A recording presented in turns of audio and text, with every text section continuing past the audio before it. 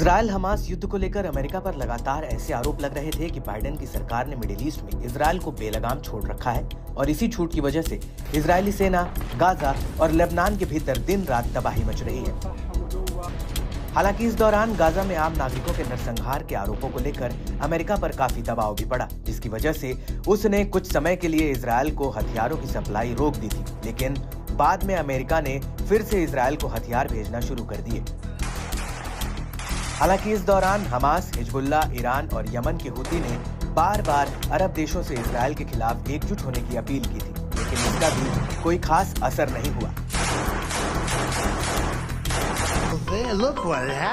लेकिन जब अमेरिका में राष्ट्रपति चुनाव का आगाज हुआ तो ट्रंप ने वादा किया कि वो मिडिल ईस्ट और यूक्रेन में युद्ध खत्म करा देंगे और अब ट्रंप अमेरिका के 47वें राष्ट्रपति चुने गए हैं। वहीं दूसरी तरफ ट्रंप को लेकर यमन के हूती ने एक बहुत बड़ा ऐलान किया है। दरअसल हूती के मुखिया अब्दुल मलिक अल हूती ने ट्रंप की जीत को लेकर कहा कि अमेरिकी राष्ट्रपति लगातार इजरायली दुश्मन और उसकी परियोजना की सेवा में रहे हैं और अमेरिकी चुनाव के नतीजे गाजा को लेकर हमारी स्थिति में कोई बदलाव नहीं करेंगे। ना ही ट्रंप ना ही बाइडेन फिलिस्तीनी राज्य को लेकर हमारे कड़े समर्थन को रोक नहीं पाएंगे।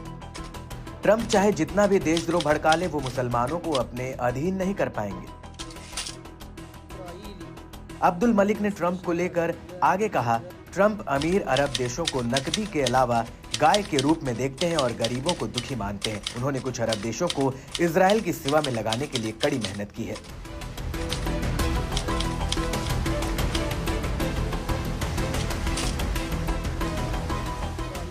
अब्दुल मलिक ने गाजा पर अरब और मुस्लिम देशों के रवैये को लेकर भी कटाक्ष किया है। उन्होंने अपने इसी बयान में कहा कि गाजा को लेकर अरब और मुस्लिम देशों ने कुछ नहीं किया। उनका रवैया उनके घोर नैतिक, मानवीय और धार्मिक दिवालियापन को दिखाता है।